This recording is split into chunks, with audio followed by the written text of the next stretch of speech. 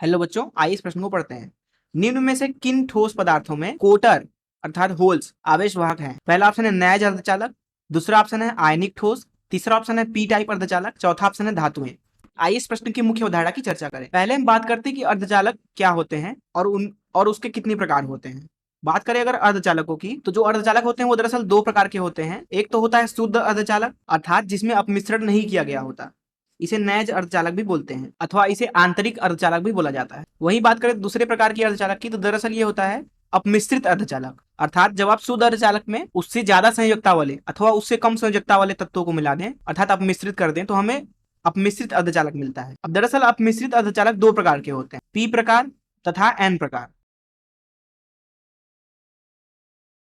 मान लीजिए हमारा एक अर्धचालक का टुकड़ा है कुछ इस तरीके से और हमने इसके ऊपर वैद्युत क्षेत्र कुछ इस तरीके से लगाया हुआ है ई वेक्टर। तो अर्धचालक के अंदर इलेक्ट्रॉन भी होते हैं और होल भी होते हैं अथवा कोटर, जिन्हें कुछ इस तरीके से बनाया जाता है। तो जो इलेक्ट्रॉन होते हैं वो वैद्युत क्षेत्र के विपरीत दिशा में गति करने लगते हैं तथा जो होल होते हैं वो वैद्युत क्षेत्र की दिशा में गति करने लगते हैं। अर्थात अर्धचालक के अंदर इलेक्ट्रॉन और होल दो तरीके के आवेश वाहक होते हैं। अब अर्धचालक के अंदर अगर हम लिखना चाहें इलेक्ट्रॉनों की संख्या का घनत्व तो उसे एन से दर्शाया जाता है। ये हो गया इलेक्ट्रॉनों की संख्या का घनत्व। तथा अगर हम लिखना चाहें होल की संख्या का घनत्व तो उसे एन से दर्शाया जाता है। एन का मतलब है कि कितने इलेक्ट्रॉन दिए गए अर्धचालक के 1 मीटर क्यूब आयतन में मौजूद होंगे। उसी तरह से NH बताता है कि 1 मीटर क्यूब में दिए गए अर्धचालक के अंदर कितने होल मौजूद हैं। तो बात करें अगर शुद्ध अर्धचालक की, तो शुद्ध अर्धचालक के अंदर इलेक्ट्रॉनों की संख्या और होलों की संख्या बराबर होती है। अर्थात इलेक्ट्रॉनों का जो संख्या घनत्व है वो दरअसल होलों की संख्या के घनत्व के बराबर होता है। वही बात करें अगर पी प्रकार की, जैसा कि नाम से ही पता चल रहा है कि पी प्रकार अर्थात पॉजिटिव टाइप, दरअसल जो होल होते हैं उनके ऊपर धन आवेश जैसा कुछ गुण होता है।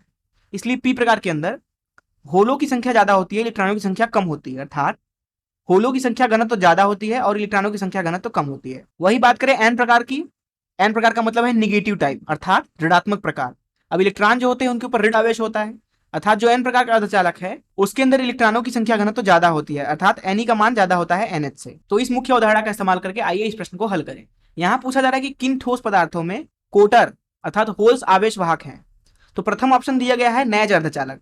जैसा कि मैंने बताया कि नैज अर्धचालक एक शुद्ध अर्धचालक है जिसके अंदर इलेक्ट्रॉन भी होते हैं और होल भी होते हैं और दोनों ही आवेश वाहक होते हैं। और इस प्रश्न में पूछा रहा है कि किन ठोस पदार्थों में कोटर अर्थात होल्स आवेश वाहक हैं।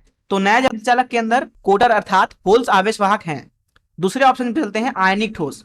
अब अगर हम बात करें आयनिक ठोस की, तो इसके अंदर आवेश वाहक जो होते हैं वो आयन होते हैं। लेकिन जो ये आयन होते हैं आयनिक ठोस में, क्योंकि ये ठोस है इसलिए वो आयन गति नहीं कर सकते हैं कभी भी। अर्थात जो आयनिक ठोस होता है वो एक अचालक होता है, इसलिए बी तो गलत है। तीसरे ऑप्शन चलते हैं पी टाइप अर्धचालक।